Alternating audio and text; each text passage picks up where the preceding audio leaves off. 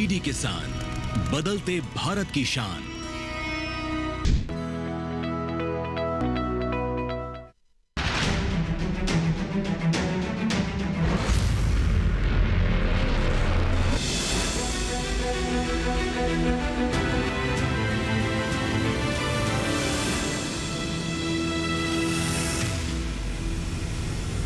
नमस्कार, आप देख रहे हैं दूरदर्शन किसान चैनल। हमारे लाइव फोन इन कार्यक्रम हेलो किसान में मैं अदिति शर्मा आप सभी का स्वागत करती हूं।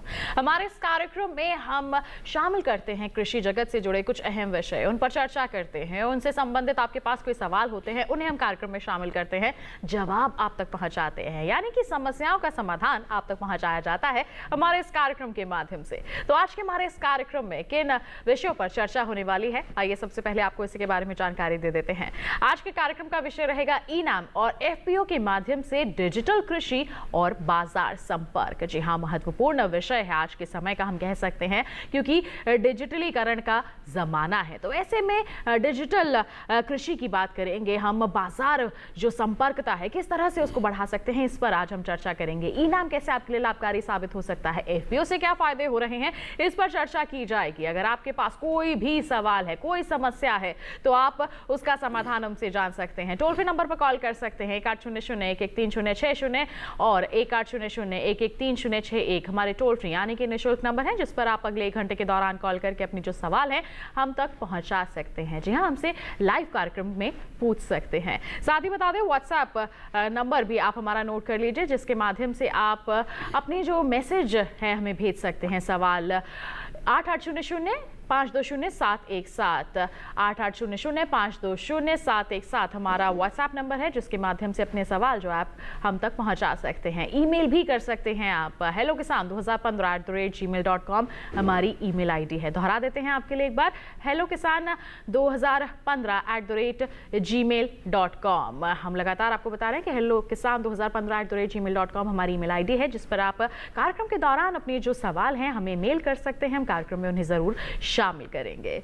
और साथ ही आपको बता दें कि आप अपने जो सवाल है वो एक वीडियो के तौर पर भी हम तक पहुंचा सकते हैं। जी हाँ, अपने खेत में जाकर अपनी जो फसल है, अगर किसी में कीड़ा लग गया, किसी में कोई समस्या आ गई है, तो उसके संदर्भ में वीडियो बनाइए, हमसे आप साझा कीजिए और हम विस्तार से उसको समझेंगे, सुनेंगे और आपके जवाब जो है सवाल के आप तक पहुंचाए जाएंगे। और बता दें कि जो भी आपके सवाल होंगे उनके जवाब आप तक पहुंचाने के लिए हमारे साथ स्टूडियो में मौजूद है हमारे विशेषज्ञ। आइए परिचय करवा देते हैं। हमारे साथ डॉक्टर विक्रमादित्य पांडे जी उपस्थित हैं, जो प्रधान वैज्ञानिक हैं भारतीय कृषि अनुसंधान परिषद पूसा नई दिल्ली में। साथ ही साथ डॉक्टर एस.के. सिंह जी उपस्थित हैं हमारे साथ, जो उप कृषि सलाहकार विपणन है कृषि एवं किसान कल्याण मंत्रालय भारत सरकार में। आप दोनों का बहुत बहुत स्वागत करना चाहूंगी मैं कार्यक्रम हेलो किसान में। तो किसान भाइयों बहनों, आज के कार्यक्रम में किस विषय पर होने वाली है चर्चा हमने आपको बता दिया है। बात होगी ई-नाम की, एफपीओ की, बाजार की संपर्कता की और साथ ही साथ डिजिटल कृषि की। तो किस भी संबंध में अगर आपके पास कोई सवाल है, आप हम तक जरूर पहुंचाइए और आपके सवालों के इंतजार के साथ साथ हम हमारे कार्यक्रम की चर्चा की यहाँ पर शुरुआत कर लेते हैं। डॉक्टर विक्रमादित्य पांडे जी का मैं रुख करना चाहूंगी। जब हम बात करते हैं यहाँ पर डिजिटल कृषि की, तो इसको लेकर क्या कहना चाहेंगे, हमारे किसान क्या समझें इससे? अगर आप देखें, और किसान भाई जितने हमारे दर्शक आज देख रहे हैं हमको या इस कार्यक्रम को, तो पिछले लगभग 10 से 15 वर्षों में जीवन का जो तरीका है वो एकदम बदल गया है और डिजिटल तकनीकें हमारे जीवन के हर क्षेत्र में आ चुकी हैं और हमको प्रभावित कर रही हैं अलग अलग ढंग से, अधिकांश लाभदायक ही हैं। इसी तरह से जो कृषि उत्पादन और कृषि जन्य वस्तुओं के विपणन में भी जो डिजिटल तकनीकें हैं उनका आना आ रही हैं और अभी आना बाकी भी हैं, वो आएंगी भी, क्योंकि ये तकनीकें लाभदायक हैं, ज़्यादा इफ़िशियंट हैं, प्रभावशाली हैं। कम समय कम मूल्य में इन तकनीकों के प्रयोग से हर एक उपभोक्ता अधिक से अधिक और सुविधा के साथ में लाभ कमा सकता है जी। इसमें चाहे कृषि से उत्पादन जो तकनीकें हैं, आप मान लीजिए जैसे कि मशीनीकरण हो गया या मशीन लर्निंग हो गया या आर्टिफिशियल इंटेलिजेंस के माध्यम से उत्पादन, पोस्ट हार्वेस्ट या कटाई के उपरांत सस्यन के उपरांत में जो हैंडलिंग की जाती है उत्पादों की, उन सब में, या प्रसंस्करण के माध्यम से जितने मूल्य संवर्धन किया जाता है, उन सभी क्षेत्रों में ये जो हमारे डिजिटल तकनीकी है वो आ रही है और आने वाली है। इसमें दिन प्रतिदिन जो अनुसंधान हो रहे हैं और सरकारी नीतियों में उनका जो समन्वयन किया जा रहा है, इसके माध्यम से उनका उपयोग बढ़ेगा ही बढ़ेगा। जी बिल्कुल। तो यहाँ पर बदलाव हम देखते आ रहे हैं और भी ज़्यादा हम कह सकते हैं कि बदलावों की यहाँ पर उम्मीद है और ये जो बदलाव हैं ये सकारात्मक ही होंगे। जी हाँ, डिजिटल कृषि को हम एक सकारात्मक एक नए रूप के तौर पर देख सकते हैं। यहाँ पर डॉक्टर एस के सिंह जी, आप इस पर क्या जोड़ना चाहेंगे? मैं इसको यही इस प्रकार से कहना चाहूँगा किसानों के लिए कि हमको देखें कि डिजिटल कहाँ कहाँ करने की ज़रूरत थी और सरकार ने कितना रास्ता तय कर लिया है। जी। तो सबसे पहले प्रोडक्शन की बात आती है और इंफ्रास्ट्रक्चर वगैरह की बात आती है, तो भारत सरकार ने राज्य सरकारों से मिल करके, चूँकि एक फेडरल सिस्टम है केंद्र और राज्य का, एग्री स्टैक बनाया हुआ है। एग्री स्टैक में सबसे पहले ज़रूरत थी कि किसानों का पूरा डाटा हो, बिल्कुल, उसमें पूरे देश के किसानों का डाटा रखा हुआ है। और दूसरी ज़रूरत थी कि उनके जो ज़मीन है उसके डिटेल वगैरह उपलब्ध हो, वो उपलब्ध है। सर्वे वगैरह, आपके जो प्रोडक्शन एस्टिमेशन होते थे, जो लॉसेस एस्टिमेशन होते थे, वो सारे डाटा उसमें उपलब्ध हैं। अगली बात आती है कि किसानों को सूचना चाहिए। सूचना कहा जाता है कि यह ज्ञान का आधार है और ज्ञान के आधार पर किसान जो है उत्पादन से संबंधित और विपणन से संबंधित समुचित निर्णय लेते हैं। उसके लिए देखें तो आपको सामने एगमार्क नेट का मतलब वह प्रणाली है जिसके माध्यम से पूरे देश की 7,000 मंडियां हैं, जिसमें से हमने 4,020 मंडियों को इस पोर्टल केंद्रीय पोर्टल से जोड़ दिया है। अब किसान चाहे अपने घर बैठा हुआ, और सबसे महत्वपूर्ण बात है कि भारत सरकार ने एक मोबाइल ऐप भी सूचना के लिए विकसित करके उसको स्टोर पर, गूगल स्टोर पर डाल दिया है। आप डाउनलोड कर लीजिए और अपने घर बैठ करके आप अपने बगल वाली मंडी में जानना चाहते हैं कि किस मूल्य में धान, किस मूल्य में गेहूं, किस मूल्य में चना, जिस भी आप फसल की जानना चाहें किस बिक्री हो रही है, और फिर आप देखें कि उसकी बगल वाली मंडी में किस रेट में बिक रहा है। तो जहां पर बेहतर दाम हो वहां पर आप जाकर बेचें। और इतना नहीं, आप ऐतिहासिक डाटा भी उस पर उपलब्ध है, उसके बेस पे आप निर्णय कर सकते हैं कि हमको कौन सी फसल उगानी है, किस समय उगानी है। क्योंकि क्या होता है कि एक पीक पीरियड होता है, उस समय किसान को अपने मूल्यों का उतना मूल्य नहीं मिलता है। तो जब वो डाटा देखेंगे तो किस महीने में किस दिन पर कितना रेट रहा है, उस प्रकार से वो प्रोडक्शन पर निर्णय ले सकते हैं कि हमको अर्ली वैरायटीज की बोना है कि लेट वैरायटी बोना है कि मीडियम वैरायटी बोना है, उसकी हार्वेस्टिंग टाइम को निर्धारित कर सकते हैं।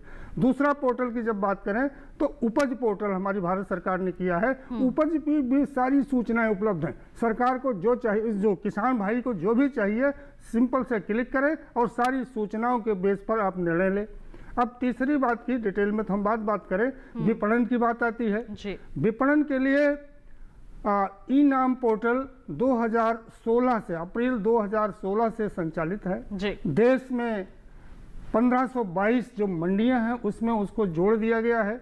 उसके माध्यम से अपने उपज को विपणन करें, और विपणन करने में हम और बारीकी से बात करेंगे कि लाभ क्या है भाई इसमें। और भौतिक विपणन करने में आप अपना उपज को लेकर जाते थे, इसमें उसमें जब हमारे कार्यक्रम में क्या डिफरेंस आ जाता है। और देखिए यहाँ पर हम, जैसे हमारे विशेषज्ञ बता रहे हैं कि कई महत्वपूर्ण कदम यहाँ पर उठाए गए हैं किसानों को बहुत ही बेहतरीन सुविधा प्रदान करने के लिए, कि उन्हें कहीं भ्रमण करने की जरूरत नहीं है। अपने मोबाइल फोन के माध्यम से वो एक क्लिक के द्वारा जानकारी हासिल कर सकते हैं कि कौन सी मंडी में ज्यादा दाम मिल रहे हैं, और वहां पर वो रुक करके अपनी जो उपज है, मेहनत से जो उपज उन्होंने हासिल की है, उसके अच्छे दाम अर्जित कर सकते हैं। पहले यहाँ वहाँ घूमना पड़ता था, भटकना पड़ता था, कई बाधाएं होती थी कि एक ही सीमा में ही आप बिकवाली कर सकते हैं, लेकिन अब उन सभी बाधाओं को तोड़ दिया गया है और हमारे किसानों को एक खुला मंच प्रदान किया गया है कि आप यहाँ पर अपनी मेहनत के अच्छे दाम भी अर्जित कर सकते हैं। अगर उपज से संबंधित, पैदावार से संबंधित आपको और भी कोई डाटा चाहिए तो भी आपको आसानी से मिल जाता है। इसी विषय में और हमारी चर्चा को आगे जारी रखेंगे, लेकिन एक रिपोर्ट है हमारी, पहले उस पर नजर डाल लेते हैं।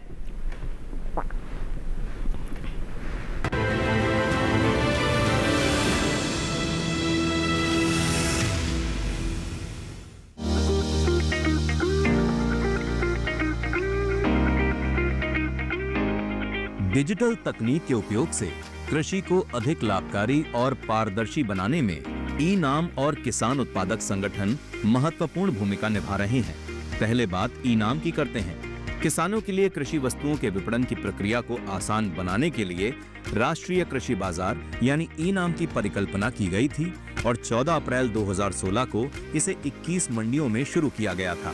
ई नाम एक पैन इंडिया ई व्यापार प्लेटफॉर्म है जिसका मुख्य उद्देश्य अधिक पारदर्शिता और प्रतिस्पर्धा सुनिश्चित करते हुए किसानों को कृषि उत्पादों का बेहतर मूल्य दिलाने के लिए एक एकीकृत राष्ट्रीय बाजार का सृजन करना है। इसके तहत किसान नजदीकी बाजार से अपने उत्पाद की ऑनलाइन बिक्री कर सकते हैं और व्यापारी कहीं से भी उनके उत्पाद के लिए मूल्य चुका सकते हैं। सरकार के कृषि एवं किसान कल्याण विभाग ने 9 अतिरिक्त वस्तुओं को शामिल करके ई नाम के दायरे का विस्तार करके इसे और मजबूत किया है, जिससे इस मंच पर व्यापार योग्य कृषि वस्तुओं की कुल संख्या 247 हो गई है। भारत के सबसे बड़े डिजिटल कृषि व्यापार प्लेटफॉर्म को बढ़ावा देने के लिए इन 9 नई वस्तुओं को जोड़ा गया।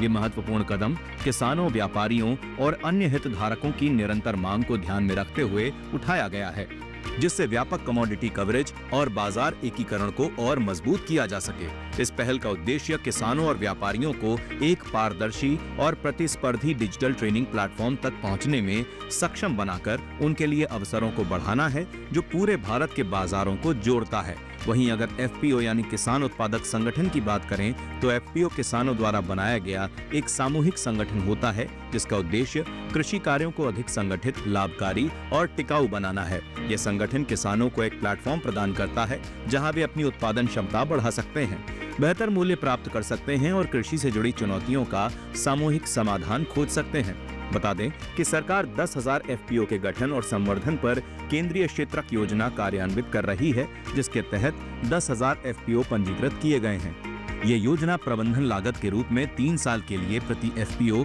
18 लाख रुपए, 15 लाख रुपए तक के समान इक्विटी अनुदान और पात्र ऋणदाता संस्थानों से 2 करोड़ रुपए तक की ऋण गारंटी प्रदान करती है। साथ ही प्रशिक्षण, बाजार लिंकेज और अन्य योजनाओं के साथ संयोजन के लिए सहायता प्रदान करती है। इसके अलावा एफपीओ को इनपुट लाइसेंस जैसे बीज, उर्वरक व कीटनाशक और उपज की मार्केटिंग के लिए मंडी लाइसेंस लेने में सहायता दी जाती है। मूल्य श्रृंखला में एफपीओ के एकीकरण को सुदृढ़ बनाने के लिए एफपीओ के लिए हर सप्ताह वेबिनार आयोजित किए जा रहे हैं। क्रेडिट लिंकेज और ई कॉमर्स को सुचारू बनाने के लिए भी सहायता दी गई है। 31 अक्टूबर 2025 तक 4,642 एफपीओ राष्ट्रीय कृषि बाजार यानी ई नाम प्लेटफॉर्म से जुड़ चुके हैं।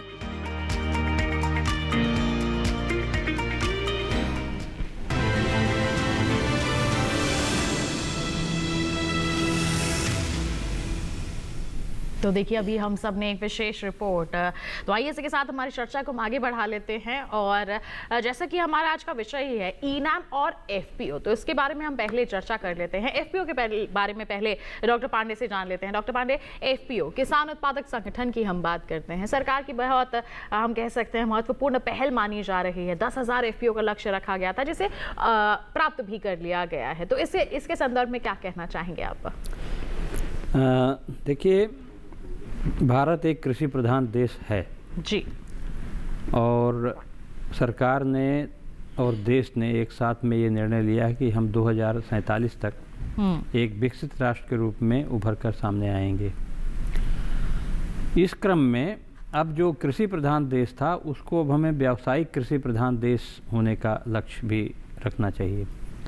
अब व्यावसायिक कृषि को प्राप्त करने के लिए जो वर्तमान में हमारे कृषि जन्य उत्पादों का उत्पादन है, वो लगभग 950 मिलियन टन पूरे देश में, चाहे वो खाद्यान्न फसलें हों, दूध हो, पशुधन हो या अन्य मांस हो और मात्स्यिकी हो, और इसके साथ में बागबानी फसलों का उत्पादन हो। अब हम ये जानते हैं कि पूरे देश में हमारे जो किसानों का जो जोत के आकार पर वर्गीकरण किया गया है, वो 3 भागों में बांटा गया है: छोटे किसान, मझोले किसान और बड़े किसान। अब 80% जो किसान हमारे हैं वो लगभग छोटे किसान के वर्ग में, श्रेणी में आते हैं, और इनका जोत का आकार 2 हेक्टेयर भूमि से कम है। इसके साथ साथ में जो कृषि से संबंधित अन्य जो उद्यम है, जैसे पशुपालन या मत्स्य पालन, वो भी उसमें मिला कर रखा गया है। अब जो हमने 2047 में उत्पादन का लक्ष्य रखा है, वो लगभग जो वर्तमान उत्पादन है उसका 2 गुना या उससे अधिक है। फसलों के अनुसार और उद्यम के अनुसार अलग अलग इसमें है, लेकिन मोटा मोटे हिसाब से 2 गुना से अधिक लक्ष्य रखा गया है। इसको प्राप्त करने के लिए हमको 2-3 तरीके बहुत विशिष्ट रूप से अपनाने होंगे। अनुसंधान अपने स्थान पर है, लेकिन अनुसंधान से निकली हुई तकनीकों का जो क्रियान्वयन है और उसको खेती किसानी में जो लगाने की जो विधा है, उसके लिए हमको एक साथ में रहकर जब काम करेंगे तभी ये लक्ष्य प्राप्त किया जा सकता है।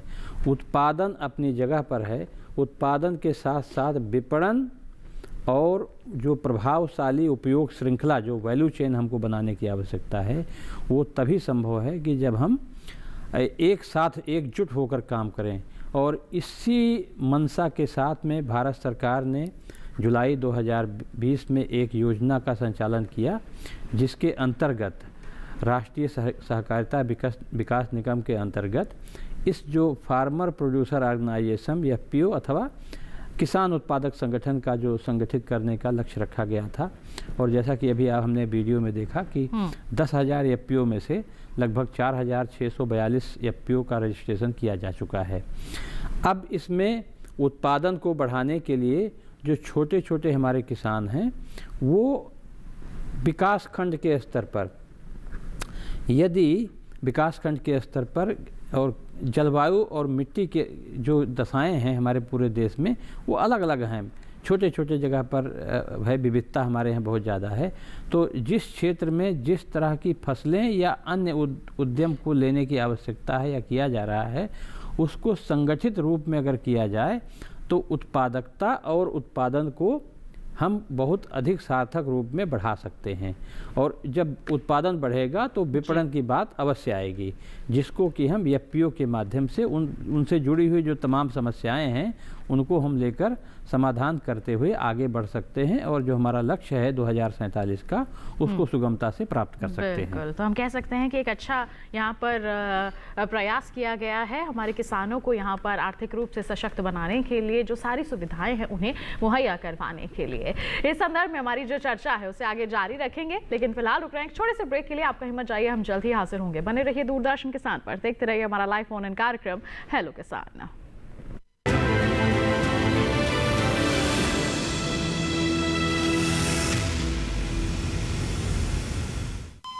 अरे सुन तो। मुझे क्या सुनाना चाहते हो? जो सुनाओ मेरी सौतन को। किसको? अरे वही तुम्हारा मोबाइल फोन जिससे सुबह शाम दिन रात चिपके रहते थे और कहते थे किसान कॉल सेंटर से बातें हो रही हैं। अच्छा ये बात है। हाँ क्यों, क्या हुआ? अब बात नहीं होती क्या? अब तो झट से बात हो जाती है। ऐसा क्या? हाँ, अब तो ज्यादा लाइनें और खास तकनीक के कारण खेती के माहिरों से तुरंत बात हो जाती है। और अगर कभी लाइन व्यस्त हो तो अपनी समस्या फोन पर रिकॉर्ड करा दो, वहाँ से फोन आ जाता है और समस्या की हल का मैसेज भी आ जाता है। ये देखो आ गया। अरे वाह, इसका मतलब इंतजार की घड़ी अब खत्म। हाँ। तभी मैं सोचूं कि आजकल मुझ पर इतना प्यार क्यों आ रहा है। कृषि संबंधी समस्याओं का अपनी भाषा में तुरंत हल पाने के लिए पूरे भारत में किसी भी फोन से हेल्पलाइन नंबर पर संपर्क करें। किसानों का दोस्त किसान कॉल सेंटर।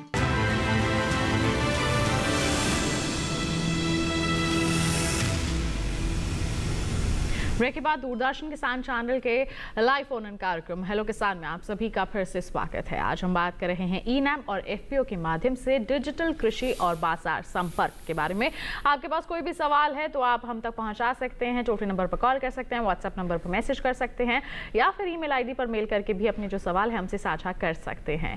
और इस वक्त आपको बता दें कि एक वीडियो मैसेज आया है हमारे पास गुरुग्राम हरियाणा से वीर सिंह जी का। आइए जान लेते हैं कि क्या सवाल पूछना चाहते हैं वो। आइए उसकी एक झलक आपको दिखाते हैं। मेरा नाम वीर सिंह, गांव शिकोपुर, जिला गुड़गांव, हरियाणा से बोल रहा हूं। मैंने ये फसल लगाई, गेहूं की फसल बोई है, जो 21-20 दिन की है और इसमें जगह जगह पीलापन आ रहा है। इसका क्या उपाय करना चाहिए कि पीलापन आ रहा है जगह जगह? तो देखिए गेहूं इन्होंने लगाई हुई है, 10 से 15 दिन की हो गई है, पीलापन सा रहा है। डॉक्टर पांडे क्या कहना चाहेंगे कि क्या संभावना यहाँ पर हो सकती है? हमारे किसान क्या कदम उठा सकते हैं, कहाँ रुख कर सकते हैं? थोड़ा विलंब तो हो गया है, लेकिन सरकार ने पहले भी किसानों को सुझाव दिया है और तमाम अनुसंधान संस्थाएं, भारतीय कृषि अनुसंधान परिषद सहित हमारे संस्थान जितने हैं और राज्य के कृषि विश्वविद्यालय या कितने भी जो कृषि से संबंधित विकास के संगठन हैं, वो ये सलाह देते हैं कि सबसे पहले मिट्टी का परीक्षा होना चाहिए। तो इन्होंने थोड़ा विलंब कर दिया है, बट यदि हो सकता है तो तुरंत मिट्टी का परीक्षण करवाएं और अपने पास में जो कृषि विज्ञान केंद्र हैं उनसे जा कर के संपर्क करें, क्योंकि गेहूं का वो अंकुरण हो चुका है, फसल देखने में लग रहा था। तो दूसरा है कि सिंचाई की समुचित व्यवस्था करें। लगभग 15 दिन से ज़्यादा का फसल हो गया देखने में जो लग रहा था, और लगभग 20 से 21 दिन पर इसकी पहली सिंचाई होनी चाहिए। नमी की कमी हो सकती है, क्योंकि अभी जो वातावरण में ऐसा कोई तापमान या इससे संबंधित कोई समस्या नहीं आई है, तो मिट्टी की परीक्षा करवाते हुए और एक विशेषज्ञ को दिखाएं, क्योंकि यहाँ से देख करके जो समस्या का पता नहीं चल पा रहा है। वीडियो क्लिप भी बहुत छोटी सी ही थी और फसल को ठीक से देखना नहीं संभव हो सका है। तो आसपास के कृषि विज्ञान केंद्र जो गुड़गांव का है उसको तुरंत संपर्क करें आप, तो समस्या का समाधान आपको मिल सकता है। बिल्कुल। कृषि विज्ञान केंद्र शिकोहपुर में भी उपस्थित है, वहाँ का भी आप रुख कर सकते हैं। वहाँ के वैज्ञानिकों से आप संपर्क करके उनको अपने खेत में आमंत्रित करके जो समस्या है साझा कीजिए, निश्चित तौर पर वो विस्तृत जो समाधान है आपको जरूर देंगे। इसके साथ बढ़ते हैं आगे। आज के कार्यक्रम के पहले कॉलर हमारे साथ यहाँ पर जुड़ गए हैं, विपिन जी सागर मध्य प्रदेश से। आइए जान लेते हैं क्या है उनका सवाल। हेलो हेलो हेलो हेलो, नमस्कार, स्वागत आपका कार्यक्रम में। विपिन जी, क्या सवाल पूछना चाहेंगे आप? जी मैम, मैं जानना चाह रहा था कि जो कृषि मंडियों के भाव जानने के लिए डिजिटल तौर पर कौन से ऐप हैं जिन्हें हमें मतलब अपने मोबाइल में इंस्टॉल करना चाहिए, डाउनलोड करना चाहिए। और दूसरा सवाल मेरा ये था कि हम लोग कई बार ऐसा भी होता है कि देखते हैं कि मतलब ऑनलाइन सब्जियों का या किसी भी अनाज का भाव कुछ और बताते हैं, लेकिन जब हम वहाँ पहुँचते हैं तो भाव कम रहता है, तो ऐसा क्यों होता है? बिल्कुल। डॉक्टर सिंह, क्या कहना चाहेंगे इस संदर्भ में? पहले तो आप एप्लीकेशंस के बारे में बताइए और फिर जो समस्या आ रही है उसका भी समाधान दीजिए। जहाँ तक अगर आपको शायद भाव के बारे में आप जानना चाहते हैं कि कौन सी एप्लीकेशन को हम डाउनलोड कर लें तो उसको आसानी से आप भाव को जान सकें, तो आप इसको जानने के लिए फार्म गेट ऐप आता है, फार्म गेट ऐप। तो फार्म गेट ऐप आप डाउनलोड कर लेंगे तो उसमें आप ट्रेडिंग भी कर सकते हैं, अपने घर बैठे हुए अपने प्रोड्यूस को व्यापार भी कर सकते हैं और भाव वगैरह भी सारी जानकारी उसमें प्राप्त कर सकते हैं। दूसरा एग्मार्कनेट 2.0 करके है, वो भी मोबाइल ऐप है। अगर आप उसको भी डाउनलोड कर लेंगे तो स्टोर से जा कर के, तो उसमें भी आप तमाम प्रकार की भाव से संबंधित जिस मंडी में चाहें उस मंडी का भाव जान करके और वहाँ पे जाके बेच सकते हैं। दूसरी बात कहा कि ऑनलाइन आपको कुछ और दिखता है, वहाँ जा कर के कुछ और दिखता है। तो किसान भाई को मैं यह बताना चाहूँगा कि हो सकता है कि जो भाव दिख रहा हो वो कल का हो, मतलब भाव तो वही आता है जब ट्रेड होता है, और ट्रेड होने के बाद जब सेल स्लिप बनती है, ऑक्शनिंग होती है, उसके बाद ही भाव उस पर पोर्टल पे डाल दिया जाता है। अब आज मान लीजिए वो 100 रुपया किलो या 150 रुपया किलो या जो भी या 50 रुपया किलो था, लेकिन कल आप जब व्यापार करने गए तो मंडी में गए तो मंडी में जो है डिमांड और सप्लाई के आधार पर भाव थोड़ा मोड़ा ऊपर नीचे हो सकता है। ऐसा भी हो सकता है आज आपने देखा कल बढ़ गया, ऐसा भी हो सकता है आज देखा कल का भाव देखते हैं ना आप, तो वो फिर लेकर गए तो वो घट गया। तो ये होता ही रहता है, इसमें विचलित होने का नहीं जरूरत है। बस किसान भाइयों से मेरा ही इतना ही अनुरोध है कि जितने भी ऑनलाइन चैनल हैं विपणन के उसको प्रयोग करें, क्योंकि जो एक इनाम की बार बार बात हो रही है, तो भारत सरकार ने इनाम को लाया क्यों? भारत सरकार का यह आप सभी किसान भाई भी जानते हैं कि आपको वहां जाने पर एक व्यापारी या 2 व्यापारी या 3 व्यापारी या कमीशन एजेंट ही आपके साथ बात करके आपका सामान खरीद लेते थे जी। लेकिन अब इन परिस्थितियों में क्या है कि आपने अपना उपज ला करके उस पर रजिस्टर कर दिया हमारे पोर्टल पर, इनाम के पोर्टल पे, तो आपके उस मंडी के नहीं जो दूसरी मंडी हैं या दूसरे प्रदेश की जो मंडियां हैं वहाँ के व्यापारी हैं वो भी उस पर बोली लगाते हैं जी। तो जो एक शब्द किसान भाइयों को मैं सरल भाषा में सुना होगा, कार्टेलाइजेशन हम लोग कहते हैं कि मतलब व्यापारी आपस में कहीं मिल करके उसका दाम नीचे ना गिरा दे, उस समस्या से आप निजात पा जाते हैं और आपको बहुत सारी व्यापारियों के साथ मिल करके एक प्रतिस्पर्धी मूल्य मिल जाता है, बहुत बढ़िया दाम मिल जाता है। दूसरी बात होती है कि मान लीजिए आपने कुछ पैसा लिया है, इधर से लिया है उधर से लिया है, तो जब आपको पेमेंट होता है तो कुछ कटौती की भी गुंजाइश बनी रहती है, लेकिन इसमें एक ऑनलाइन पेमेंट सिस्टम है। आपका जब आप रजिस्टर करेंगे तो आपका आधार प्लस आपका अकाउंट नंबर वहीं रजिस्टर हो जाता है, तो जो व्यापारी आपका सबसे बड़ी बिड होगी, सबसे ज़्यादा पैसे वाली बिड होगी, वो आपको सूचित किया जाएगा, आपके मोबाइल पे अलर्ट आएगा कि आपका इतने में दाम फाइनल हुआ है, क्या आप बेचना चाहते हो क्या। तो जब आप कहोगे हाँ हम इसको बेचना चाहते हैं तो वो बिक जाएगा। अब बिकने के बाद वो पैसा ऑनलाइन आपके अकाउंट में चला जाएगा, मतलब कि पारदर्शी तरीके से बिना किसी कटौती के आपके गुणवत्ता, उत्पाद के गुणवत्ता के आधार पे आपका भुगतान हो जाता है। एक चीज़ मैं और बताना चाहूँगा अगर समय है तो, क्योंकि ये किसानों के लिए उपयोगी है, विशेष करके एफपीओ, क्योंकि हमारे आज का विषय है एफपीओ।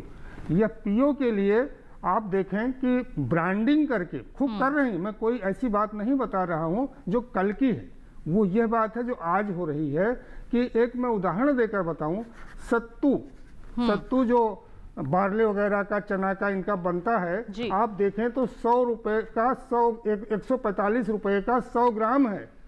जब आप वहाँ बेचेंगे तो मुश्किल से 25 रुपया 30 रुपया किलो आपके घर में बिकेगा। तो आपको करना कुछ नहीं है, इसकी बढ़िया से एफपीओ लिख करके ऊपर, एफपीओ के नाम पर ये होता है कि जो कंज्यूमर होगा यह जानेगा ये ओरिजिनल और शुद्ध उत्पाद है जो किसानों के खेत से आ रहा है।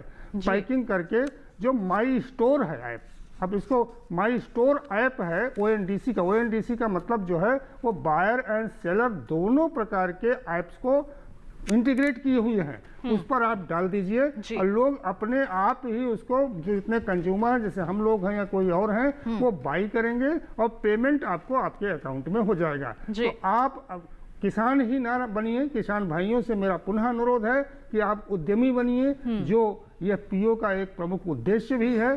तो आप जो है अपने 20 रुपये का सामान 200 रुपये में बेचिए, ना कि वो 20 रुपये का सामान 20 रुपये में बेचिए, शेष जो 190 रुपया है वो बिचौलिए खा जाएं। आप बिचौलियों को मत खाने दीजिए, अपने पॉकेट में सब पैसे को लाइए। बिल्कुल, तो बिचौलियों को यहाँ पर हटाना है, तो इसके लिए महत्वपूर्ण जो है हम कह सकते हैं कि प्रयास किए गए हैं। और हमारे विशेषज्ञ ने एक बहुत अच्छी सलाह भी यहाँ पर दी है कि आप केवल किसान ही नहीं बन के रहिए, बल्कि उद्यमिता की ओर भी बढ़िए, उद्यमी बनिए और अपने जो भी उत्पाद हैं उनका मूल्य संवर्धन करके आप अगर बिकवाली करेंगे, ब्रांडिंग करके उनकी बिकवाली करेंगे, तो आपको बहुत ही अच्छे और कई गुना ज़्यादा यहाँ पर मिल पाएंगे। इसके साथ बढ़ते हैं आगे। एक कॉलर हमारे साथ जुड़ गए हैं हनुमानगढ़ राजस्थान से, विवेक जी, आइए जान लेते हैं उनका क्या सवाल है। हेलो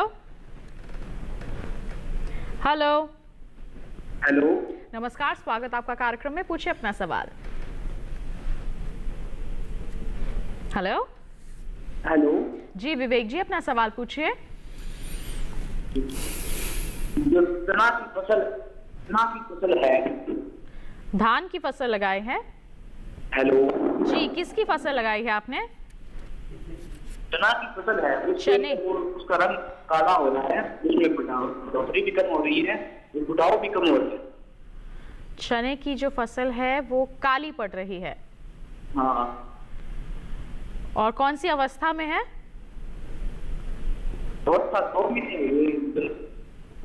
जी, चने की जो फसल है वो काली पड़ रही है। डॉक्टर पांडे, ऐसे में क्या कदम उठा सकते हैं हमारे किसान?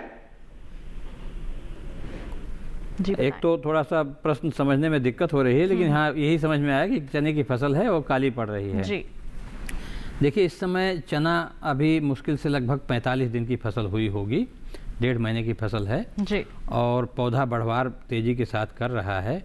इस समय एक ही समस्या चने में आ सकती है कि जो पाला पड़ने की समस्या आ सकती है, और उससे चूंकि पाला से बहुत ज़्यादा प्रभावित होता चने की फसल जी।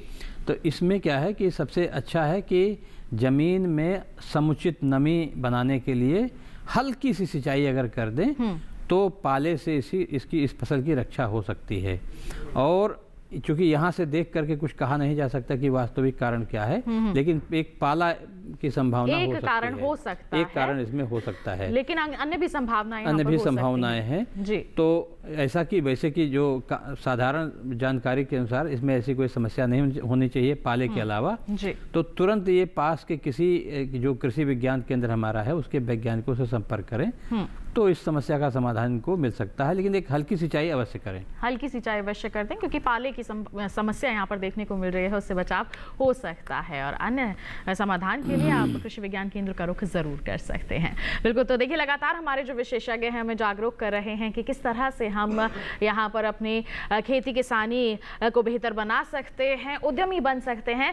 इस पे के बारे में चर्चा को आगे जारी रखेंगे, लेकिन फिलहाल रुक रहे हैं छोटे से ब्रेक के लिए। कहीं मत जाइए, देखते रहिए हमारा लाइव फोन इन कार्यक्रम हेलो किसान, बने रहिए दूरदर्शन किसान पर।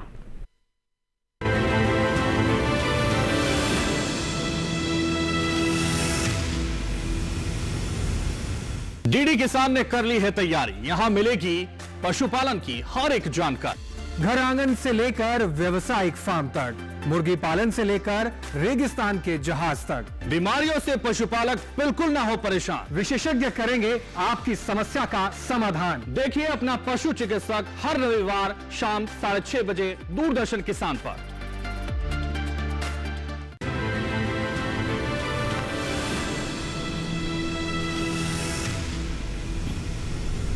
ब्रेक के बाद दूरदर्शन किसान चैनल के लाइव फोन इन कार्यक्रम हेलो किसान में आप सभी का फिर से स्वागत।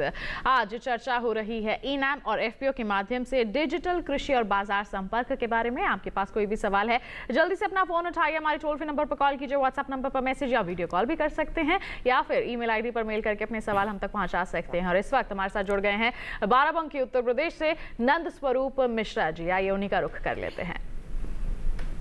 नमस्कार, मैं नंद स्वरूप मिश्रा हूँ, बाराबंकी विकासखंड सूरतगंज गांव बसोली पड़ता है। मैं जानना चाहता हूँ कि जो किसान संगठन होता है ईपीओ के माध्यम से जो हमें डिजिटल कृषि बाजार में जाना है, वहाँ संपर्क करना है, तो हमें अपनी फसल का वाजिब मूल्य पाने के लिए मतलब राज्य स्तर की मंडियों में, देश स्तर की मंडियों में, विदेश स्तर की मंडियों में अच्छा रेट पाने के लिए वहाँ का हमें मानक क्या है और हमें कौन सा फसल कहाँ फसल हमारी अच्छी बिक सकती, इसकी जानकारी हमें कैसा होगा, ये डॉक्टर साहब मैं आपसे जानना चाहता हूँ।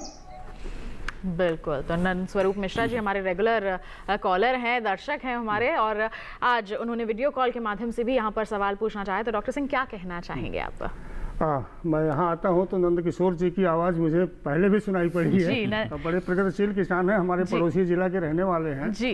तो इनका बड़ा वाजिब प्रश्न है कि हम 2-3 भागों में आपके प्रश्न को उत्तर देना चाहेंगे। बिल्कुल। पहली बात है कि आप जो है भारत सरकार की 10,000 एफपीओ की योजना अंतर्गत 10,000 के 10,000 एफपीओ का गठन पूरे देश में हो गया है, कोई भी पेंडिंग नहीं है, और हर ब्लॉक में कम से कम एक एफपीओ बना है।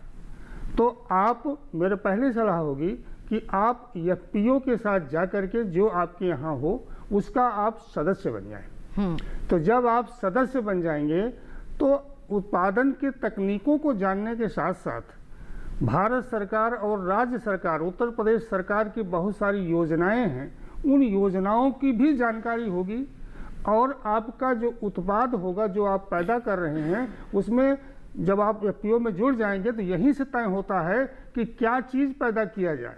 हम लोग अपने में इसको बेसलाइन सर्वे कहते हैं कि बेसलाइन सर्वे का एक भाग होता है कि किसान को अधिकतम पैसा मिलने के लिए, अधिकतम नेट आय होने के लिए किस चीज़ की पैदावार की जाए और किस माध्यम से कहाँ पे बेचा जाए। तो आपकी वो विपणन की और अच्छी तकनीक अपनाने की, अच्छी वैरायटी, अच्छा बीज सस्ते में, ये सब की समस्या हल हो जाएगी। दूसरा आपकी बात आई कहाँ बेचा जाए, तो बेचने के कई सारे तरीके हैं। नंबर 1 तो आपको यह तय करना है, पहला है तो एक एमएसपी का माध्यम है, लेकिन वो जो है एक सभी फसलों पर नहीं होती है। देश में कुल 22 फसलों पर हैं। अगर वहाँ पर लगता है कि एमएसपी से नीचे बाजार है, अगर है तो आपको निश्चित तौर पर एमएसपी पर रजिस्ट्रेशन करा के, पोर्टल पर रजिस्ट्रेशन करा के वहाँ बेचना चाहिए। मेरी सलाह यहाँ ये होगी विविधीकरण की तरफ जाने के लिए, मतलब कि आप केवल धान और गेहूं दोनों पर विश्वास ना करें। आप फल सब्जी उगाएं और ऐसी जगह पर हैं कि बगल में अयोध्या है, अगर आप फूल की खेती करेंगे तो हमारी समझ से जितनी आय आप धान गेहूं से करते हैं उसकी 12 से 14 गुना इनकम वहाँ करने वाले हैं। और आपके विपणन की समुचित व्यवस्था भी है, मंडियों में भी बेचें। और किसान जब सामूहिक तौर पे जाएंगे तो आपका स्टॉक रख करके फ्यूचर ट्रेडिंग में व्यक्तिगत किसान, इंडिविजुअल किसान जो है वो आगे, मतलब आज आपने सोइंग किया, आगे किसी भी डेट पर किसी भी तिथि पर तय हो जाता है कि किस मूल्य पर आपका पैसा, कितने में ये उपज बिकने वाली है। लेकिन आप अकेले वहाँ व्यापार नहीं कर सकते हैं किसान, क्योंकि वहाँ पर एक न्यूनतम लाट संख्या, लाट की वजन होता है, इतने लॉट से कम नहीं होना चाहिए। तो उस दशा में आप एफपीओ के साथ मिल करके अपने उत्पाद को फ्यूचर ट्रेडिंग के माध्यम से, डेरिवेटिव मार्केट के माध्यम से भी व्यापार कर सकते हैं। अभी इसकी चर्चा के पहले ये भी बात हो रही थी कि हम जो है जब ये पीओ के साथ जुड़ जाएंगे तो भारत सरकार कैसे मदद कर रही है। आप ध्यान दीजिएगा कि हम हर सप्ताह एक वेबिनार कर रहे हैं। वेबिनार का मतलब ये है कि खरीदार को और किसान को एक प्लेटफॉर्म पे ले आना। हमने क्या किया कि जो बड़े बड़े खरीदार हैं उनको जोड़ दिया है और वो जो है आपके साथ वहीं पर बात करके तय कर लेते हैं कि आप कौन सा उत्पाद पैदा करने वाले हो, कितनी मात्रा में उत्पाद करने वाले हो, किस गुणवत्ता का होने वाला है, तो पहले ही यहाँ पर सब निर्धारित हो जाता है और उसके माध्यम से देखिए आपको यहाँ लाभ भी मिलता है। बढ़ते हैं आगे, एक कॉलर हमारे साथ और जुड़ गए हैं, उनका भी सवाल हम जान लेते हैं कि क्या जानकारी हासिल करना चाहते हैं। प्रीतम जी हमारे साथ फोन लाइन पर है। हेलो, नमस्कार, स्वागत आपका कार्यक्रम में, पूछिए अपना सवाल। हेलो हेलो जी प्रीतम जी, स्वागत आपका कार्यक्रम में, पूछिए अपना सवाल। मैं जी पूछ मछली पालने जी अपना सवाल पूछिए। मछली पालने के लिए, मछली पालन, हाँ जी, मछली पालन के लिए लोन आप लेना चाहते हैं तो क्या उसके लिए सुविधा आपको दी जा सकती है? तो डॉक्टर पांडे क्या कहना चाहेंगे आप? जी बिल्कुल, भारत सरकार की योजना में कृषि के सभी मदों के लिए अनुदान की सुविधा उपलब्ध है जी। और जो हमारे मंत्रालय है पशुधन विकास एवं मात्स्यिकी मंत्रालय, उससे भी, उसके माध्यम से ये लोन की सुविधा उपलब्ध है। और बड़ी बड़ी योजनाओं के लिए जो NABARD, national bank for agricultural जो डेवलपमेंट के लिए है, उसके माध्यम से भी लोन की सुविधा उपलब्ध है और ये ले सकते हैं। और दूसरा मैं यहाँ कहना चाहूँगा कि इसके साथ साथ जो चाहे ये फिशरीज के बारे में इन्होंने पूछा है, कृषि के जो विभिन्न मद हैं, चाहे बागबानी फसलें हों या जो धान्य फसलें हों, खाद्यान्न फसलें हों, इन सभी के उत्पादन के लिए भारत सरकार की योजना के अंतर्गत अलग अलग तरह के कमोडिटी बोर्ड्स भी स्थापित किए गए हैं। जैसे कि हल्दी का बोर्ड अलग से है, कोकोनट का या नारियल का बोर्ड अलग से है, बागबानी बोर्ड अलग से है, फिशरीज का अलग से है। इस सभी के लिए योजनाएं हैं और जो एलिजिबिलिटी के आधार पर और जितना इसका आकार होता है जो व्यापार का, उसके आधार पर इसमें सुविधाएं उपलब्ध हैं। और जो कमोडिटी बोर्ड जो हमारे उनके उसकी वेबसाइट पर जाकर के इसके बारे में विस्तार से जानकारी भी प्राप्त की जा सकती है। और गुड़गांव से तो हमारा दिल्ली बहुत दूर नहीं है, यहाँ पर जो हमारा कृषि एवं किसान कल्याण मंत्रालय है वहाँ पर भी आकर के संपर्क ये स्थापित कर सकते हैं और इस सुविधा का लाभ उठा सकते हैं। बिल्कुल।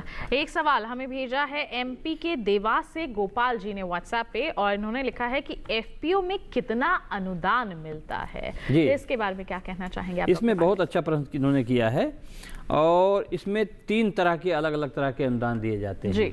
एक तो जब किसान उत्पादक संगठन जब संगठित किया जाता है तो उसके लिए 18 लाख की अनुदान राशि दी जाती है, जिसमें कई मदें इसमें सम्मिलित किए गए हैं। और इसके साथ साथ में जैसे कि इसमें एक जो मैनेजर होता है एफपीओ का, उसके लिए जो प्रति मास का जो वेतन होता है उसको 25,000 रुपये प्रति मास के हिसाब से दिया जाता है। और एक जो अकाउंटेंट भी इसमें रहता है उसको 10,000 रुपये प्रति मास के हिसाब से दिया जाता है। एक साथ में एक बार रजिस्ट्रेशन करने के लिए या पंजीकरण करने के लिए 40,000 रुपये की धनराशि दी जाती है। और ऑफिस जो इसका कार्यालय बनाया जाता है उसका जो किराया होता है उसको भी लगभग 48,000 रुपये प्रति वर्ष के हिसाब से अनुदान दिया जाता है। और जो कुछ छोटे मोटे टेलीफोन के, बिजली के बिल के लिए 12,000 रुपये प्रति वर्ष, और जो छोटे छोटे कोई जो उपकरण हैं उनके लिए 20,000 रुपये एक बार में दिया जाता है, एक मुश्त दिया जाता है। और यात्रा के लिए 18,000 रुपये प्रति वर्ष दिया जाता है। और कुछ छोटे मोटे जो स्टेशनरी आइटम हो उनके लिए लगभग 12,000 रुपये प्रति वर्ष दिया जाता है। और इस तरह से जो है 18 लाख की अनुदान राशि किसानों को दी जाती है, जो FPO को दी जाती है। इसके अतिरिक्त एक दूसरी भी अनुदान राशि दी जाती है जो कि इक्विटी ग्रांट के रूप में 750 किसानों के लिए दिया जाता है। 4 वर्ष के अवधि में लगभग 15 लाख का अनुदान दिया जाता है, जिसको कि 3 भाग में 4 वर्ष के अवधि में दिया जाता है, बांट करके दिया जाता है। और इसके अतिरिक्त जो FPO का इंक्यूबेशन के लिए, विभिन्न गतिविधियों के लिए इंक्यूबेशन के लिए 25 लाख रुपए की धनराशि अलग से दी जाती है। तो सरकार ने जो किसानों के लाभ के लिए और हित के लिए ये जो 2-3 तरह के अनुदान चलाए हैं, इसके माध्यम से ही अभी आप देखें कि हमारे जो लगभग 10,000 FPO जो संगठित करने का लक्ष्य है वो पूरा कर लिया गया है और इससे बहुत से किसान लाभ उठा रहे हैं। अब इसमें यह है कि आप जो आपके स्थान के या विकास खंड के आधार पर जो समूह आधारित जो व्यापारिक संगठन है उससे जुड़ करके इस योजना का लाभ उठा सकते हैं। बिल्कुल, तो अनुदान राशि यहाँ पर दी जाती है ताकि FPO का क्रियान्वयन जो है वो बहुत ही सरलता से हो सके और हमारे किसानों को किसी भी तरह की समस्या का सामना ना करना पड़े और वो बहुत आसानी से FPO के तहत कार्य करें और लाभान्वित भी हो सके। बढ़ते हैं आगे। यहाँ पर डॉक्टर पांडे आपका रुख करूंगी मैं, लेकिन एक कॉलर हमारे साथ यहाँ पर जुड़ गए हैं, पहले उनका सवाल मैं जान लेती हूँ। हमारे साथ विजय कुमार जी फोन लाइन पर जुड़ गए हैं बैतूल मध्य प्रदेश से। हेलो हेलो हेलो हेलो जी, नमस्कार, स्वागत आपका कार्यक्रम में। पूछिए अपना सवाल। जी, मैं जानना चाहता था पशुपालन के लिए वो डेयरी के लिए कहाँ से लोन मिलता है, इसकी क्या प्रक्रिया है, कहाँ से चलती होता है?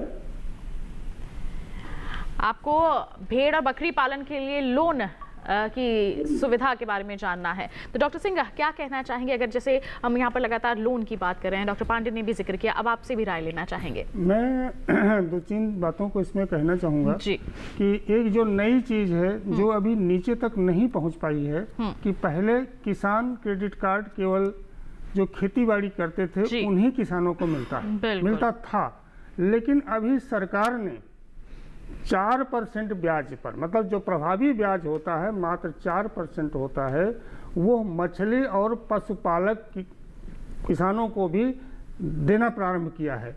तो मेरा किसान भाइयों से, मछली पालकों से, पशुपालकों से, भेड़ बकरी पालकों से अनुरोध होगा कि इस 4%, मतलब कि इसमें जब आप रेगुलर सही समय पर पेमेंट करेंगे तो प्रभावी दर 4% हो जाती है, इसका आप उपयोग करें। और दूसरा मेरा सुझाव होगा कि चूंकि यह सब विषय जो आप उठा रहे हैं, केंद्र सरकार इन सभी को राज्यों के माध्यम से ही क्रियान्वित करती है। तो जब आप कृषि की बात करते हैं, कृषि का मतलब हॉर्टिकल्चर की, एग्रीकल्चर की, तो उसके लिए आप राज्य सरकार के संबंधित विभाग में जाकर लाभ लेने का प्रयत्न करें, क्योंकि यहाँ से फंड उन्हीं के माध्यम से आगे चैनलाइज किया जाता है। अगर आप भेड़ बकरी पशुपालन या मछली की बात करते हैं तो प्रदेश के मछली विभाग में जाकर के, पशुपालन विभाग में जाकर के, वहाँ यही की योजनाएं सब भारत सरकार की हैं, इन योजनाओं का लाभ वहाँ पर लें। लोन वगैरह के लिए बहुत सारे क्रेडिट गारंटी फंड भी क्रिएट किए गए हैं कि आपको कोलेट्रल देने की ज़रूरत नहीं है, सरकार आपका चीज़ें दे देती है, मतलब आपको कुछ अपना बंधक नहीं रखना है, वो आपको ऋण भी आसानी से मिल जाते हैं। और आप सभी जानते हैं ये प्रायोरिटी सेक्टर की लेंडिंग होती है, आप बैंक जो है फाइनेंसिंग बैंक आपको मना भी नहीं कर सकता है, तो आपको इस तरीके से समुचित व्यवस्था की गई। बिल्कुल, तो क्या करना है आपको विजय जी, हमारे विशेषज्ञ ने आपको बता दिया है। बढ़ते हैं आगे। देवरिया से हमारे साथ जुड़ गए हैं प्रहलाद तिवारी जी फोन लाइन पर, आइए जान लेते हैं उनका क्या सवाल है। हेलो हेलो, नमस्कार, स्वागत आपका कार्यक्रम में। पूछे अपना सवाल। ये एफपीओ बनाने के लिए किस किस प्रक्रिया से कैसे गुजरना पड़ेगा सर, इसके विषय में बताइए। बिल्कुल, एफपीओ बनाना चाहते हैं, क्या प्रक्रिया को अपनाना होगा? डॉक्टर पांडे, क्या कहना चाहेंगे आप? जी, बड़ा अच्छा ये आरंभिक प्रश्न होना चाहिए था। तो इसमें सबसे पहला 4 दशाएं हैं जो पूरा करना चाहिए। सबसे पहला कि जो 10-15 व्यक्ति मिल करके एक प्रोविजनल एफपीओ या समिति या कमेटी बना लें। उसके बाद फिर इसमें सदस्यों को जोड़ा जाना चाहिए और एक एफपीओ बनाने के लिए मैदानी क्षेत्रों में 300 सदस्य होने चाहिए और पहाड़ी क्षेत्रों में 100 सदस्य होने चाहिए। अब उसमें सदस्य होने के लिए क्या क्या आवश्यकताएं हैं? सबसे पहला कि व्यक्ति उस क्षेत्र का निवासी हो, भारत का निवासी हो और उस क्षेत्र का निवासी हो और वो कम से कम 18 वर्ष की आयु पूरी कर चुका हो। उसके विरुद्ध में या खिलाफ कोई आपराधिक ऐसा रिकॉर्ड ना हो और वो कृषि उत्पादन या विपणन व्यवसाय से जुड़ा होना चाहिए जी। इसके साथ साथ महिला अभ्यर्थियों को भी इसमें इस एफपीओ के बनाने और संचालन करने में विशेष रूप से इसमें सम्मिलित किया गया है, छूट दिया जाता है। तो ये प्रारंभिक अवस्थाएं हैं जिसके आधार पे आप एफपीओ का संगठन कर सकते हैं। आरंभिक रूप से संगठित होने के बाद में फिर इसमें सदस्यों की संख्या जैसा कि मैंने बताया वो तो बढ़ाना धीरे-धीरे होता बढ़ है, सकती है, बढ़ाई जाएगी और फिर रजिस्ट्रेशन होगा। रजिस्ट्रेशन के आधार पे जो अनुदान दिए जाते हैं सरकार के तरफ से वो अनुदान आप प्राप्त कर सकते हैं। फिर इसका क्रियान्वयन जो है शुरू किया जा सकता है। आप भी कुछ ऐड करना चाहेंगे? थोड़ा सा मैं इसको ऐड करना चाहूँगा क्योंकि भारत सरकार की योजना है। जी। तो चूंकि वो यूपी से उत्तर प्रदेश से ही बोल रहे हैं तो मैं इसको 2 रूप में रखूंगा। पहला तो जो भारत सरकार की योजना है उसमें अब यह पीओ बनाने का एज ऑन डेट कोई गुंजाइश नहीं, ठीक, क्योंकि 10 के 10,000 बन गए। और किसान को मैं एक चीज बिल्कुल स्पष्ट कर देना चाहता हूँ, यह पीओ बनाना कोई उद्देश्य नहीं है। यह पीओ के साथ एक सदस्य के रूप में बन करके, एक शेयर होल्डर के रूप में बन करके आपको वही सब लाभ मिलेगा जो पहले से जुड़े हुए सदस्यों को मिलता है। मैं उसको रिपीट नहीं करूंगा कि 18 लाख रुपया जो है मैनेजमेंट कास्ट मिलेगी और हर किसान, एक किसान पे मैक्सिमम 2,000 रुपये अगर आप जमा करेंगे तो सरकार भी 2,000 रुपये की आपके नाम इक्विटी शेयर इशू कर देगी। और इसके साथ ही यह पीओ बनाने का लाभ लेने की ज़रूरत है। दूसरी बात मैं ये कहना चाहूँगा कि उत्तर प्रदेश सरकार में एक अलग योजना चली हुई है, मतलब यह पीओ बनाने की। तो आप वहाँ का कृषि विभाग जो है वो नोडल विभाग है, राज्य कृषि विभाग, उस विभाग से संपर्क स्थापित करें और उस विभाग में देख लें कि कितनी संख्या, क्योंकि 300 की संख्या और जो 100 संख्या है वो केंद्र सरकार की योजना की है। वो राज्य सरकार की अलग योजनाएं हो सकती हैं, उनकी चीजें अलग हो सकती हैं। किसान को आपको, क्योंकि इसमें एक मदद भी मिलती है, अगर केंद्र की होती तो उसमें एक CBBO मतलब एक हमने प्रोफेशनल एजेंसी रखा है, उसी का काम है किसानों को एकत्रित करना, उसी का नाम है फिजिबिलिटी की स्टडी करना, उसी का काम है बेसलाइन सर्वे कराना, उसी का नाम है मार्केट लिंकेज देना, उसी का नाम है बैंक से क्रेडिट उपलब्ध कराना। ऐसी ही व्यवस्था राज्य की योजनाओं में भी है। तो एक बार आप संपर्क स्थापित करेंगे तो ये होता है कि वो लोग स्वयं आपको ढूंढता होता है, क्योंकि जो किसान इच्छा से जुड़ते हैं, वह किसान जो सब्सिडी का लाभ लेने के लिए जुड़ते हैं उसका कोई महत्व नहीं है। जो किसान यह पीओ का सदस्य बनकर लाभ उठाना चाहते हैं, पीओ जनित, उनसे इससे जुड़ना चाहिए और आगे बढ़ना चाहिए। आप इसमें जाकर, मेरा अभी तुरंत का सुझाव है कि सदस्य बन जाइए अपने ब्लॉक में जाकर के, और क्योंकि जितने ज्यादा सदस्यों के 700, 800, 1,000, 2,000 उतने ज्यादा वो एफपीओ जो है आर्थिक तौर पर सक्षम बनेगा। बिल्कुल। तो देखिए, एफपीओ से आप लोग जरूर जुड़िए और यही सलाह दी जा रही है हमारे दोनों विशेषज्ञों द्वारा, क्योंकि आपको उससे लाभ ही लाभ मिलेगा। बिल्कुल ऐसी और जानकारियां आप तक पहुंचाएंगे, लेकिन फिलहाल रुकना एक छोटे से ब्रेक के लिए। कहीं मत जाइए, देखते रहे हमारा लाइव फोन इन कार्यक्रम हेलो किसान। बने रहिए दूरदर्शन किसान पर।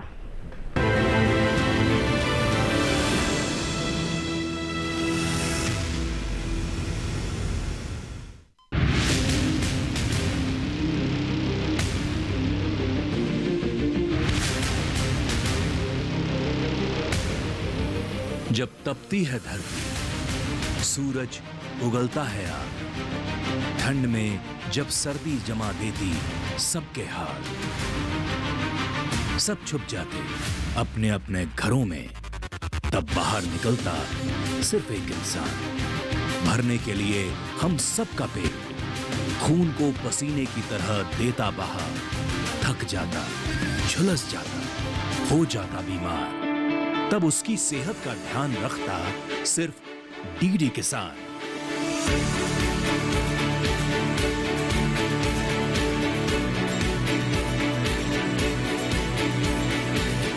देखिए स्वस्थ किसान शनिवार शाम 6 बजे लाइव सिर्फ दूरदर्शन किसान चैनल पर।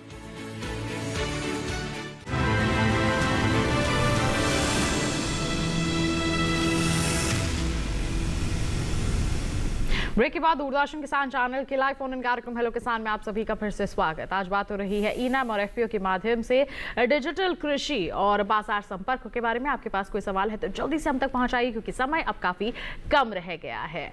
और बता दें कॉलर हमारे साथ जुड़ गए हैं मुख्तियार चंद जी उधमपुर जम्मू कश्मीर से। आइए जान लेते हैं क्या है उनका सवाल। हेलो नमस्कार, स्वागत आपका कार्यक्रम में, पूछिए अपना सवाल। हाँ, मेरा सवाल ये है, मैं जैसे उधमपुर से बोल रहा हूँ। मेरा सवाल है कि मैं बात करना चाहता हूँ। आप क्या करना चाहते हैं? हाँ, मैं मतलब मछली पालन करना चाहता हूँ। मछली पालन कहाँ संपर्क करूँगा मेरा सवाल बन जाए? जी, कहाँ संपर्क करें जिससे आपका तालाब बन जाए? मछली पालन करना चाहते हैं। सब्सिडी मिलती है या फिर नहीं, क्या कहना चाहेंगे डॉक्टर पांडे, क्या जानकारी देंगे? हाँ, बिल्कुल मिलती है, बिल्कुल मिलती है। ये जो केंद्र सरकार की जो योजनाएं हैं वो राज्य सरकार के माध्यम से आप सबसे पहले अपने खंड विकास अधिकारी अथवा राज्य के जो जिले के कृषि विकास अधिकारी से अगर संपर्क करें तो इस विषय में आपको जो पूरी जानकारी प्राप्त हो सकती है और जिसके माध्यम से आप मछली पालन के व्यवसाय अपने क्षेत्र में आरंभ कर सकते हैं। इसके साथ साथ जो अभी हमने सिंह साहब ने कहा था, मैं जोड़ना चाहूँगा कि जो ये एफपीओ का निर्माण संगठन है वो लोकतांत्रिक मूल्यों के आधार पर चलता है। ये स्वैच्छिक, लोकतांत्रिक, स्वायत्तशासी और सहकारिता के सिद्धांत पे चलता है। इसमें सभी जितने सदस्य हमारे होते हैं उनको समान रूप से अपने कर्तव्य के अनुसार अगर वो इसमें सहयोग देंगे तो जितने भी एफपीओ आज के दिन तक संगठित हुए हैं उसमें काफ़ी हद तक सफलता प्राप्त होगी और कृषि के माध्यम से उत्पादन, विपणन, व्यवसाय के माध्यम से जो समाज में आर्थिक समृद्धि लाने का सरकार का लक्ष्य है उसको हम प्राप्त कर सकते हैं। इसके लिए आवश्यकता है कि समय समय पर जो विशेषज्ञों से संपर्क करें और आने वाले समय में कृषि का विविधीकरण, जैसे कि हमारे कुछ फ़ोन पे संपर्क किया लोगों ने, तो ये आप देखें कि आपके क्षेत्र में कौन कौन सी ऐसी कृषिजन्य वस्तुएं हैं कि जो बाहर से आ रही हैं, उसके माध्यम से उनको उस क्षेत्र में उत्पादन का अगर आप प्रक्रम शुरू करें सुविधा के अनुसार और ज्ञान कौशल के आधार पर, तो उस क्षेत्र में उस जो फसल की उपलब्धता बढ़ेगी, जिससे कि जो बाहर से आता है उसका ज़्यादा मूल्य होता है और जो स्थान विशेष में पैदा किया जाता है उसमें कम मूल्य पे आप मतलब अच्छा मूल्य आपको प्राप्त हो सकता है और आप लाभ प्राप्त कर सकते हैं। बिल्कुल, तो इस तरह की योजनाबद्ध तरीके से ये आगे बढ़ेंगे, हमारे किसान आगे बढ़ेंगे तो निश्चित तौर पर उन्हें ज़्यादा ही लाभ मिलेगा। और ये बहुत ही अच्छा सुझाव जो है हमारे विशेषज्ञ द्वारा यहाँ पर दिया गया है। डॉक्टर सिंह जी, आपके पास आना चाहूँगी मैं। यहाँ पर एफपीओ के बारे में हम लगातार चर्चा कर रहे हैं, ई-नाम के बारे में हमारे किस तरह से किसानों को जागरूक करेंगे आप? बड़ा अच्छा प्रश्न है, क्योंकि हम सदियों से कभी शुरुआत करते थे अपने घर से बेचते थे, घर के बाद मंडी सिस्टम में आए और मंडी से आज डिजिटल का ज़माना है, डिजिटाइजेशन का ज़माना है। तो अब बात सबसे व्यवहारिक बात कर लेते हैं, किसान को करना क्या चाहिए है?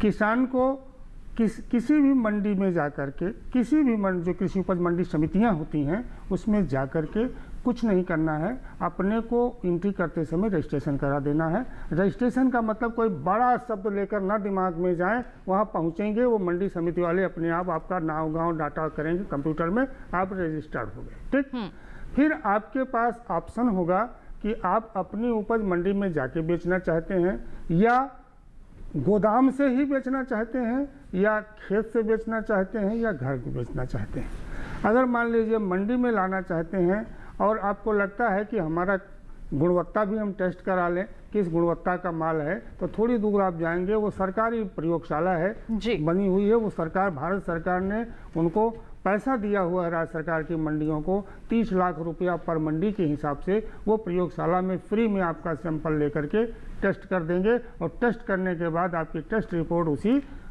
पोर्टल पर डाल देंगे। अब क्या होगा कि ये तैयार हो गया है बिडिंग के लिए। अब पूरे क्या नाम के पूरे उसी मंडी में उस और मंडियों में और बहुत बार प्रदेश के बाहर के व्यापारी भी अन्य मंडियों से भी उस पर बिड डालेंगे जी। और बिड डालने के बाद जो सबसे उच्च बिड होगी, सबसे ज्यादा पैसों की होगी, वो आपको कम्युनिकेट आपके मोबाइल पर अलर्ट जाएगा कि भैया आपका उपज किस इतने में बिक रही है, आप तैयार हो कि नहीं। जब आप कहोगे कि हम तैयार हैं तो अच्छे दाम यहाँ पर हमारे किसानों को मिल जाएंगे। तो बिल्कुल एक बहुत ही बेहतरीन सरल माध्यम यहाँ पर बनाया गया है जिससे हमारे किसान लाभ ले सकते हैं। तो ई-नाम और एफपीओ आपकी सहूलियत के लिए है, इससे जुड़िए, आप किसानी की क्षेत्र में आगे बढ़िए, यही प्रयास है हमारी सरकार का और यही प्रयास हमारे दोनों ही विशेषज्ञों ने आज के कार्यक्रम के माध्यम से किया है आपको जागरूक करने का। उम्मीद करते हैं कार्यक्रम के माध्यम से जितनी भी जानकारियां आप तक पहुंचाई गई हैं सभी आपके लिए लाभकारी साबित हुई होंगे और इतनी अहम जानकारियां साझा करने के लिए आप दोनों का बहुत बहुत धन्यवाद देना चाहेंगे। आप यहाँ पर उपस्थित हुए, बहुत बहुत धन्यवाद आपका।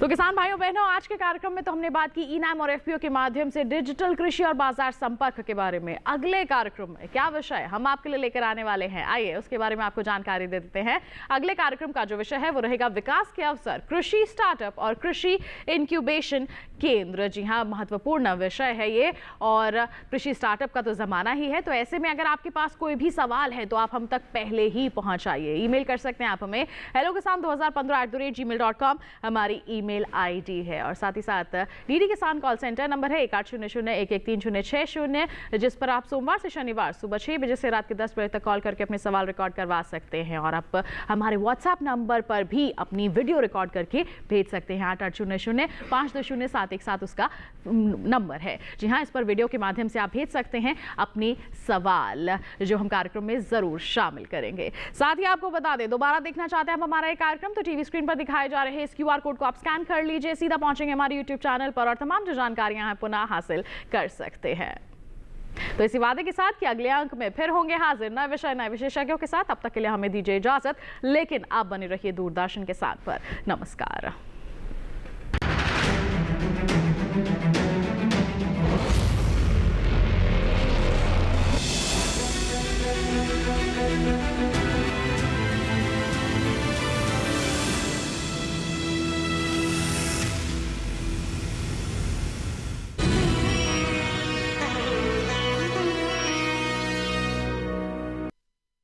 चिंतामणि, क्यों इतनी चिंता करते हो? क्या खरपतवार